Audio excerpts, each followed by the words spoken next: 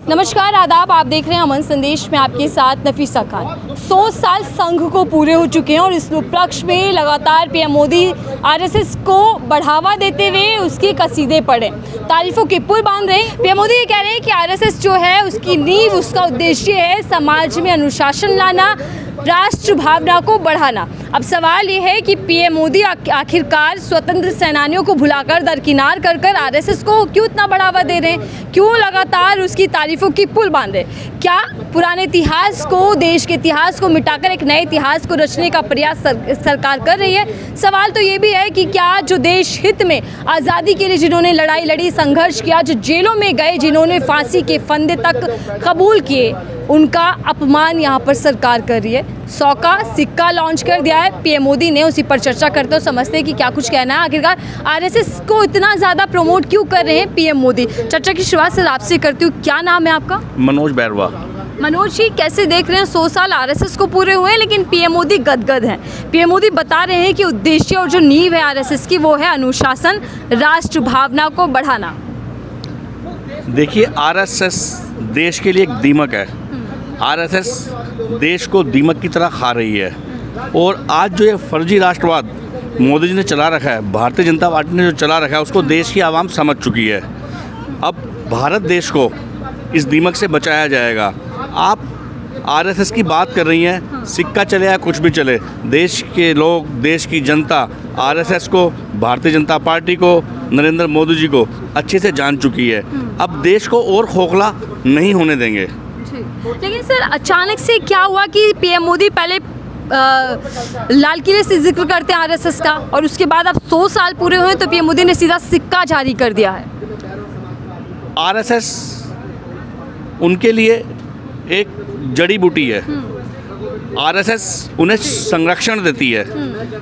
RSS को मोदी जी अपने लिए इस्तेमाल कर रहे हैं। आरएसएस और प्रधानमंत्री नरेंद्र मोदी दोनों अलग हैं, लेकिन जुड़े हुए हैं। मोदी अपने आप को आरएसएस से अलग समझते हैं और आरएसएस भारतीय जनता पार्टी से जुड़ी हुई है और आरएसएस देश को दीमक की तरह खा रही है।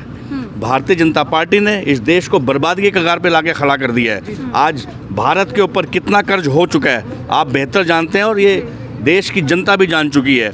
2014 में जब भारतीय जनता पार्टी की सरकार आई थी, उस समय देश की आर्थिक स्थिति क्या थी और आज आर्थिक स्थिति क्या है? आज शायद हम नंबर 1 पर आ गए हैं। जो हमारी जीडीपी है उसका 90% हिस्सा हमने बाहर के देशों से उधार लिया हुआ है। लेकिन फिर आपको 11 साल की उपलब्धियां कुछ नजर आती हैं पीएम मोदी, क्योंकि बीजेपी उपलब्धियां गिनवा रही है, 11 साल की 11 बड़ी उपलब्धियां। 11 साल की उपलब्धियां मेरे पास है ना उनकी। 2000 करोड़ नौकरियां आपके पास भी है, मेरे पास भी है। सबको घर, सबको आवास, आपको भी फ्लैट दे दिया, मुझे भी दे दिया, मेरे को तो 4 मिले हुए हैं। ठीक है, भारत की जनता उनको अब समझ चुकी है। मोदी जी बोलते बहुत अच्छे हैं, फंसाते बहुत अच्छे हैं। हमारे प्रधानमंत्री हैं देश के, मैं अमर्यादित भाषा का प्रयोग नहीं करना चाहूँगा, वो देश को नचाते भी अच्छे हैं और बोलते भी अच्छे हैं। अब ये झूठ का पिटारा खुल चुका है। वो कहते हैं ना, काठ की हांडी बार बार नहीं चलती, इस बार नहीं चढ़ेगी काठ की हांडी। देश समझ चुका है, अब देश अपना बचाव चाह रहा है। संकट की घड़ी इस समय हमारे ऊपर चल रही है। मैं आपसे एक बात जानना चाहता हूँ, अभी भारत पाक का तनाव हुआ, हम लड़ाई की तरफ गए, आपस में विवाद चला हमारा, उसके बाद हम पाकिस्तान के साथ मैच खेल रहे हैं। कौन खिला रहा है वो मैच? क्यों खेला क्रिकेट मैच? कहाँ गया वो राष्ट्रवाद?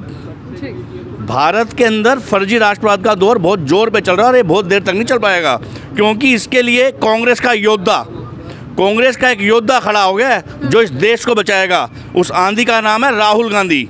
राहुल गांधी इस देश को इस आरएसएस से, इस भारतीय जनता पार्टी से बचाएंगे और देश की रक्षा करेंगे। वो अपने लिए लड़ रहे, वो भारत के लिए लड़ रहे हैं। लेकिन बीजेपी, पीएम मोदी तो राहुल गांधी को नॉन सीरियस नेता वाला टैग देती है। नहीं, वो चेंज हो चुका है।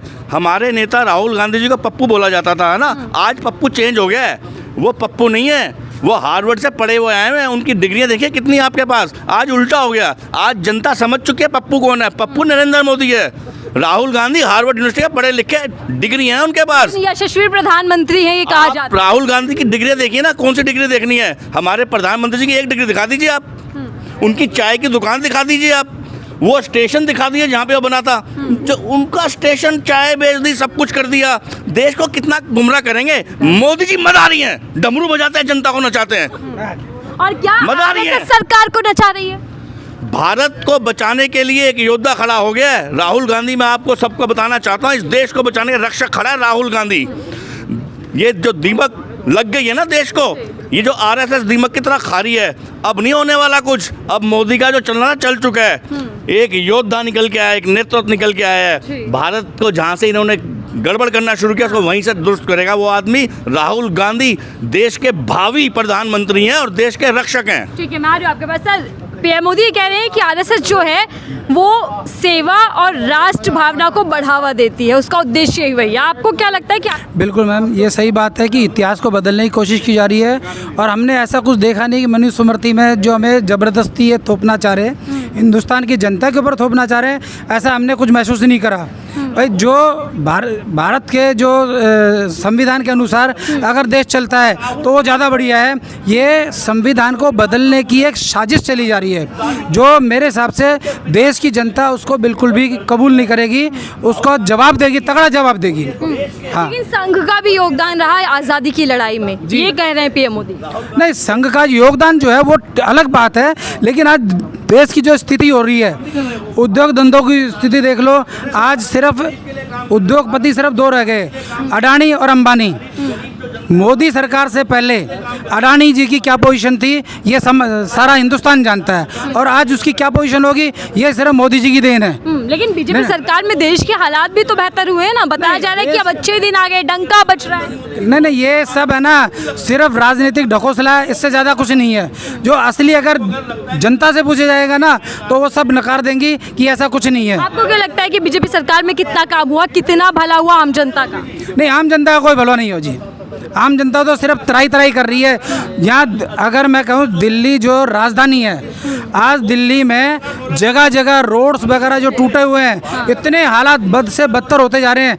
अगर किसी नेता की नज़र कहाँ पड़ रही है उस पर? अभी पिछले 27 तारीख को ऐसे मोदी जी जिन्होंने UR2 का उद्घाटन करने गए, उनको एक तरफ पीरागढ़ी से मुंडका भेजते ना, तब उनको पता चलता है कि असली जनता क्या भुगत रही है, नरक भोग रही है। कल की बात है जब थोड़ी सी बारिश में 1.5-2 फुट पानी जमा था वहाँ पर, तो मोदी जी की नज़र या मोदी जी के जो कार्यकर्ता हैं, MP MLA, उनकी नज़र नहीं पड़ती वहाँ पर? खूब पड़ती है। सब पैसा खाने के लिए, कोई काम करने के लिए नहीं। विकास सिर्फ और सिर्फ सरकार का हो रहा है, सिर्फ सरकार का विकास हो रहा है, ये अपने घर भर रहे हैं। जनता का विकास नहीं हो रहा, देश का विकास नहीं हो रहा। लेकिन पीएम मोदी ने एक और 100 रुपए का सिक्का जारी किया है, जिसमें भारत माता की जय, उनकी तस्वीर और साथ में संघ की तस्वीर। देखिए, वो अपना नाम रोशन कर रहे हैं और इससे ज़्यादा कुछ नहीं है। मोदी जी एक उनको हवा बना दिया गया है।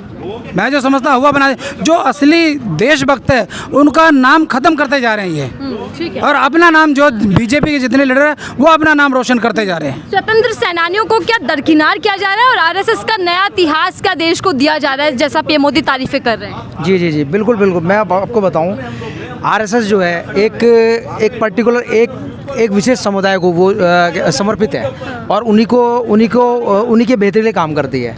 अब जैसे बताऊं, मोदी की 2-4 बातें हैं, जैसे बताते हैं, जैसे वो वीर सावरकर है, वीर बोलते हैं, सावरकर ने कायर सावरकर मानता हूँ उसमें। वो सावरकर के भाई इन्होंने बुक लिखी है यहाँ पे, स्कूल के पाठ्यक्रम में उसको शामिल कराया कि सावरकर जो बुलबुल के बच्चे बैठ करके अंडमान निकोबार द्वीप से सहे काले पानी वहाँ से आकर के उत्तर भारत भ्रमण करने के लिए आता था। तो ऐसे से मतलब कि इलॉजिकल जो है ये लोग देते हैं, एग्जाम्पल देते हैं। ये चाहते हैं कि इनका जो आरएसएस के जो लोग हैं उनको प्रमोट किया जाए, उनकी सेवा की जाए, ठीक है, उनको भगवान बनाया जाए। अब जैसे हमारे मोदी है, मोदी खुद कहता है मैं बायोलॉजिकल हूँ, नॉन बायोलॉजिकल हूँ, मतलब है मैं बायोलॉजिकल पैदा मैं नॉन बायोलॉजिकल, परमात्मा मुझे यहाँ भेजा है। तो और वो जाता है गुफा के अंदर बैठ जाता है, ठीक है ना, मतलब कि माँ से मिलने जाता है तो उसके पैर छूता है, ठीक है, पैर छू के उसकी फ़ोटो चाहिए। मतलब ये सारी चीज़ें जो करते हैं, सारे उटपटांग काम करते हैं ये। और मेन क्या है, हमारी जो मेन स्ट्रीम मीडिया है, आप लोग अच्छा काम कर रहे हो, जो मेन स्ट्रीम हमारी मीडिया है ये बिकी हुई है। ये एक मतलब कि गधे को या पप्पू को हीरो बनाने की कोशिश कर रहे हैं, और जो हीरो है उसको वो बेवकूफ़ बनाने की कोशिश में लगे हैं। लाखों करोड़ रुपये खर्च कर दिए। काम टीआरपी का किया जा रहा है, टीआरपी का किया जा रहा है, पूरा काम टीआरपी का है, और ये मेन स्ट्रीम मीडिया ये बिक चुका है। और ये लेकिन मोदी जी तो गिनवा रहे हैं कि आरएसएस में किस तरीके से फ्रीडम फाइटर रहे, कैसे वो देश के लिए सेवा और राष्ट्र के लिए भावना माफी भी रहे तो सही, ऐसी माफी बहुत है इनके। आरएस के जो है ऐसे माफी बहुत है, कोई आज़ादी के आंदोलन में कोई योगदान नहीं था इनका, ये थे ही नहीं, आसपास ही नहीं थे, ये बिल्कुल आसपास नहीं थे। फिर क्या नए इतिहास को बनाने की कोशिश की जा रही बिल्कुल हाँ, देखिए कोई भी एक तानाशाह राजा जैसे जिस तरह इनकी तानाशाही चल रही है, ये क्या अगर पुराने इतिहास को मिटाया जा रहा है। अगर आज नेहरू नहीं होते, नेहरू को उस ज़माने में ऐसा भारत दिया था जब हमारे पैसे नहीं थे, हमारे बिल्कुल पैसे नहीं था, ना साधन संपत्ति, हम लूटे, हमें खोखला करके जा चुके थे अंग्रेज। उस भारत को उन्होंने कितना कहाँ से कहाँ ले गए, हमारे पे IITs खोली, मेडिकल कॉलेज खोले, वो सारी हमने इन्होंने खोला, कांग्रेस ने, उसी की देन थी ये।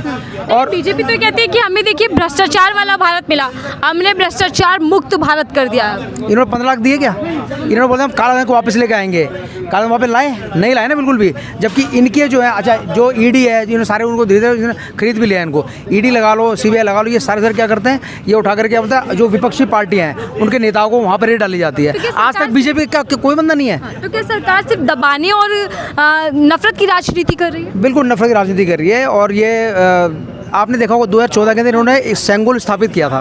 2014 में जब पहली बार ये बना था प्रधानमंत्री, तो सेंगुल स्थापित किया। सेंगुल जो स्थापित करने का मतलब है कि आपने पार्टी को, एक विशेष समुदाय को आप राजपाट सौंप दिया उनको, तो ये चीज़ और है। अब सिक्का जारी किया गया है जिसमें RSS संघ की तस्वीर भी है। वो चाहते हैं कि इनका जो भारत बने, ये संघ का ही भारत बने। ये तो संघ वाले ये चाहते हैं कि जो झंडा है, झंडा भी तिरंगे झंडा अब तक नहीं फहराया गया था RS के हेड ऑफिस के अंदर, अब जाके पहनाने लगे जब राहुल गांधी ने वहाँ पे किया है, हल्ला मचाया था जाए। नहीं तो ये RS इनका झंडा भी अलग है इनका। तो ठीक है, मैं एक और आखिरी सवाल आपसे ले रही हूँ। दिल्ली के स्कूलों में RSS का जो है वो पाठ पढ़ाया जाएगा, उसकी विचारधारा को पढ़ाया जाएगा, तो कुछ ऐसा है जो पढ़ाया जाने लायक है? कुछ भी नहीं, ये ऐसे ये उटपटांग बातें पढ़ाई जाएंगी कि जब बिल्कुल के बच्चे बैठ के सावरा आता था, इस टाइप की बातें पढ़ाई जाएंगी बच्चों को। ये कहना ये सिर्फ नाम के लिए कर रहे हैं, ये एजुकेशन को बढ़ावा नहीं दे रहे हैं। ये कावड़ियों को पुष्प वर्षा करेंगे, ठीक है, कुंभ के मेले पर लगाएंगे, लोग मर जाएंगे मंडे। तो ये भारत को अनपढ़ बनाना चाहते हैं, ताकि अनपढ़ इसलिए बनाना चाहते हैं ताकि उस सवाल ना पूछे, आप ना पूछे सवाल, मैं ना पूछे सवाल। इसलिए ऐसा भारत चाहते हैं जो अनपढ़ हो, दरिद्र हो, ऐसा भारत चाहते हैं जो प्रश्न ना करें। धन्यवाद सर हमें समय देने के लिए। RSS की तारीफें PM मोदी कर रहे हैं, उसका डंका महिमा मंडल कर रहे हैं, लेकिन सवाल यह है कि RSS की इतनी तारीफें क्यों? पॉलिटिकल एजेंडा छुपा है या वाकई RSS का जो इतिहास है उसको नया रूप देने की कोशिश यहाँ पर देश की सरकार कर रही है? इस रिपोर्ट को लेकर आपकी क्या राय है, ज़रूर साझा कीजिएगा।